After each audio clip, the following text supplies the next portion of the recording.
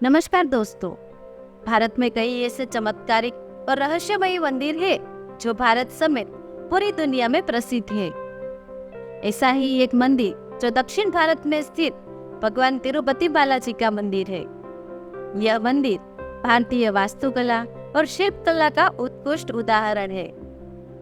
तिरुपति बालाजी का मंदिर जो भगवान विष्णु को समर्पित है। यह मंदिर आंध्र प्रदेश के चित्तूर जिले में तिरुमला पर्वत पर स्थित है। भगवान तिरुपति बालाजी, जिसका वास्तविक नाम श्री वेंकटेश्वर स्वामी है, जो स्वयं भगवान विष्णु है। ऐसी भी धार्मिक मान्यता है कि जो भी भक्त सच्चे मन से भगवान वेंकटेश्वर के सामने प्रार्थना करते हैं, उनकी सभी मुरादें पूरी होती है। यहाँ पर भक्त अपनी श्रद्धा के मुताबिक तिरुपति मंदिर में आकर अपने माल और धन का दान करते हैं।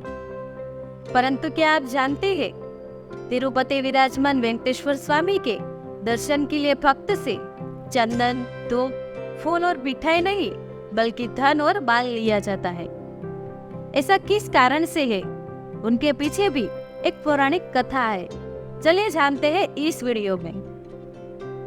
दरअसल एक समय की बात है जब ऋषि मुनियों ने यह जानने का निर्णय लिया कि त्रिदेवों यानी ब्रह्मा, विष्णु और महेश में सबसे सर्वश्रेष्ठ कौन है। इस बात का पता लगाने की जिम्मेदारी भृगु ऋषि को दी गई। भृगु ऋषि इस बात का पता लगाने के लिए सबसे पहले ब्रह्मलोक गए। वहां पहुंचकर ब्रह्मदेव की परीक्षा करने लगे। उन्होंने सीधे क्रोध में पूछा, आपने मुझे प्रणाम क्यों नहीं किया। यह सुनते ही ब्रह्मदेव को गुस्सा आ गया और उन्होंने चिल्लाते हुए पूछा, क्या एक पुत्र अपने पिता से श्रेष्ठ हो गया है जो उसे मुझे प्रणाम करना होगा। यह सुनने के बाद भृगु ऋषि उन्हें बताते हैं कि मैं तो आपकी परीक्षा ले रहा था और आप तो मुझ पर क्रोधित हो गए।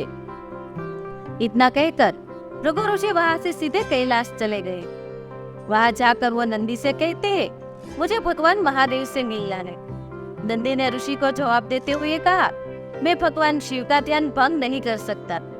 ऐसा करने पर भोलेनाथ क्रोधित हो जाएंगे। नंदी का यह जवाब सुनकर भृगु ऋषि खुद ही शिव जी के ध्यान को भंग कर देते हैं। महादेव का ध्यान भंग होने पर वो गुस्सा करते हैं और भृगु ऋषि को भस्म करने की बात कहते हैं। तभी माता पार्वती उन्हें रोकती है और ऋषि मुनि को क्षमा करने की प्रार्थना करती है। शिव जी का गुस्सा देखने के बाद भृगु ऋषि कैलाश से सीधे वैकुंठ चले जाते हैं।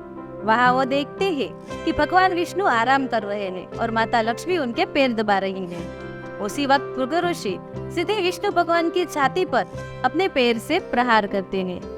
इस प्रहार से भगवान विष्णु की नींद खुल जाती है और वो बड़े प्यार से पूछते हैं, हे ऋषिवर, मेरे कठोर शरीर से कहीं आपके कोमल पैर को चोट तो नहीं लगी? अगर लगी हो तो आप मुझे क्षमा कर दे। यह सुनते ही ऋषि प्रसन्न हो जाते हैं और समझ जाते हैं कि भगवान विष्णु ही त्रिदेवों में सर्वश्रेष्ठ है।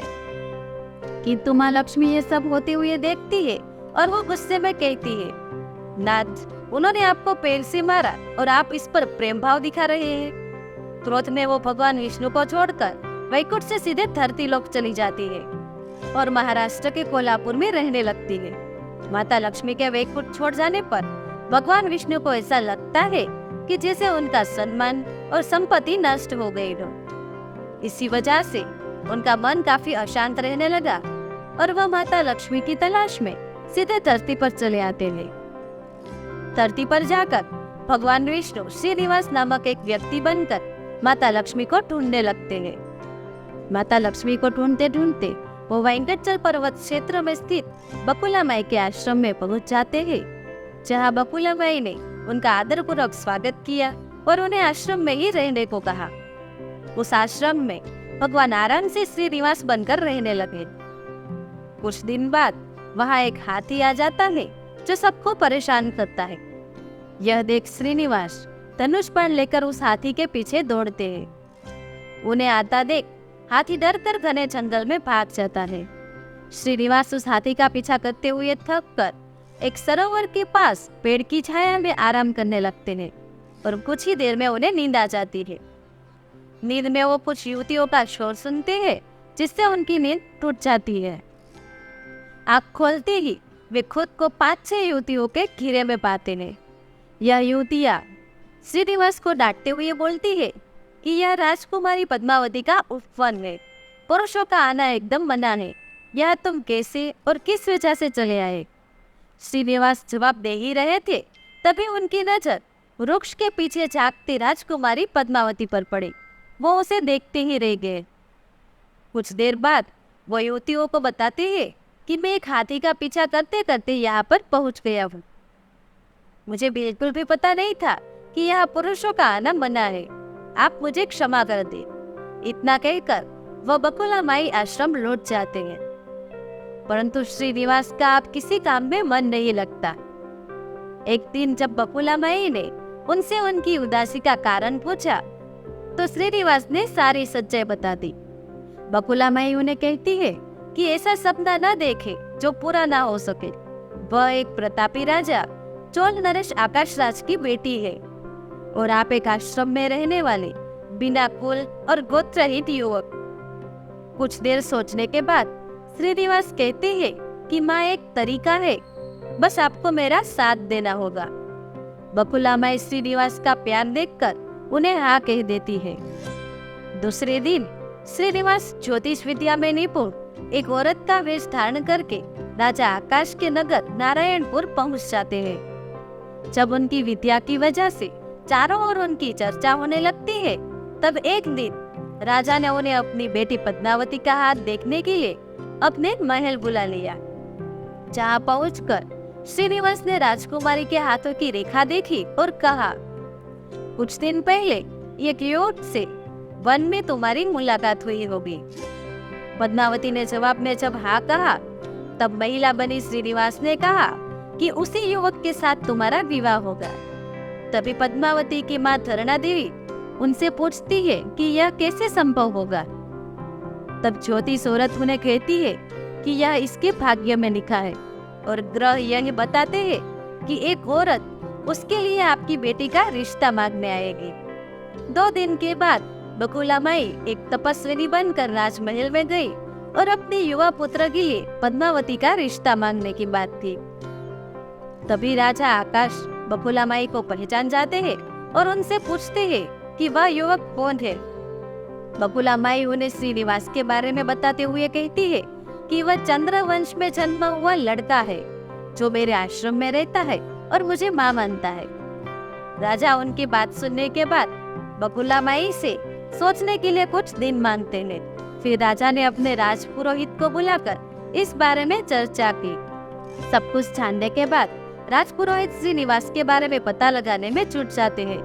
श्रीनिवास के बारे में अच्छे से पता करके वह राजा से कहते हैं कि महाराज, उसमें भगवान विष्णु के समान गुण है और आपकी पुत्री भी लक्ष्मी जैसी है।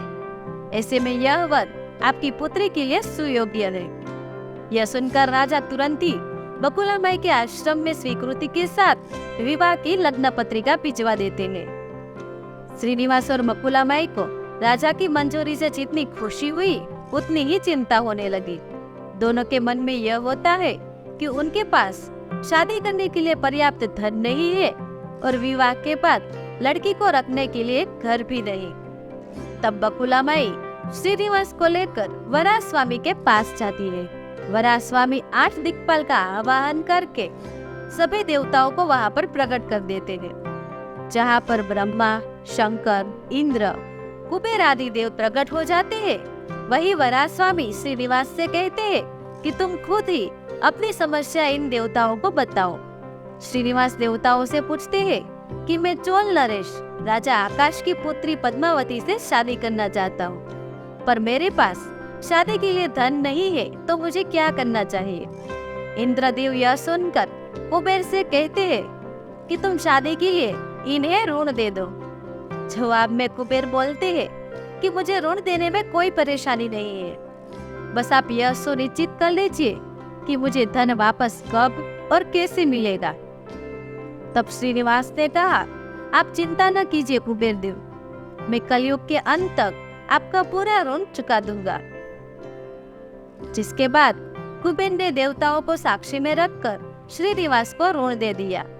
उन पैसों से वह पद्मावती से बड़े धूमधाम से शादी करते हैं और आराम से रहने लगते हैं। तभी उनकी शादी की सूचना को लेकर नारद जी कोल्हापुर पहुंच जाते हैं और माँ लक्ष्मी को सारी बात बताते हैं। जैसे ही माता लक्ष्मी को पता चलता है कि भगवान विष्णु जी ने श्रीनिवास बनकर पद्मावती से शादी करके वैकंचल पर्वत पर रह रहे हैं, तो वह उदास हो जाती है। कुछ ही देर में वह भगवान विष्णु से मिलने के लिए वैकंचल पहुंच जाती है, तो वहां पर देखती है कि पद्मावती बड़े प्यार से श्रीनिवास की सेवा कर रही है। माँ लक्ष्मी से रहा नहीं जाता और वह उन्हें भला बुरा कहती है। आखिर में वो पद्मावती को बताती है कि ये श्रीनिवास नहीं बल्कि मेरे पति विष्णु है, तुमने इनसे कैसे विवाह कर लिया। फिर माता लक्ष्मी और पद्मावती के बीच बहुत देर तक वाद विवाद चलता है। यह सब देखकर श्रीनिवास को इतना दुख हुआ कि वह थोड़ा सा पीछे हटकर एक पत्थर की मूर्ति बन जाते हैं। माता लक्ष्मी और पद्मावती दोनों यह देखकर बहुत परेशान हो जाते हैं और कहते हैं कि अब श्रीनिवास किसी के नहीं रहे। तभी मूर्ति से आवाज आती है कि देवियों, मैं हमेशा इस स्थान पर रहूंगा और मुझे लोग वेंकटेश्वर स्वामी के नाम से जानेंगे। मैं यहाँ रहकर अपने भक्तों की इच्छा पूरी करता रहूंगा। साथ ही मुझे चढ़ाए जाने वाले धन के माध्यम से मैं कुबेर का कर्ज एवं ब्याज चुकाता रहूंगा। बस अब तुम दोनों झगड़ा करना बंद कर दो। इतना सुनने के बाद माता लक्ष्मी और पद्मावती उनसे क्षमा मांगती है। फिर माता लक्ष्मी कोल्हापुर जाकर महालक्ष्मी की मूर्ति एवं पद्मावती तिरुनाचुर में शिला विग्रह बन जाती है।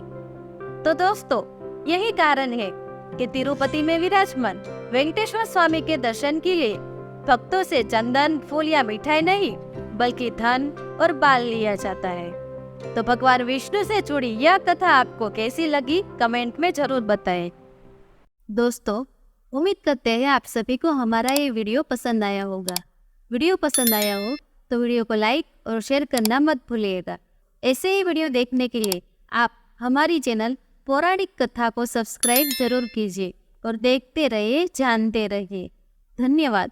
जय हिंद, जय भारत।